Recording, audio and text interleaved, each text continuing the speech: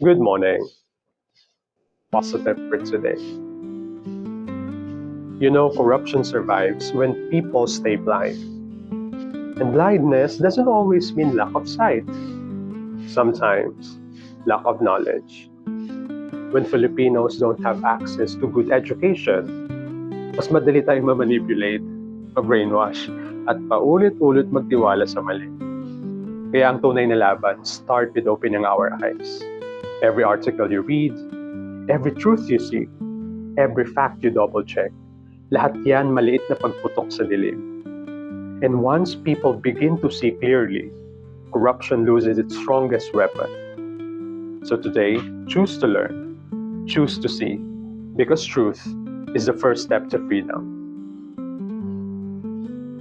Love, love.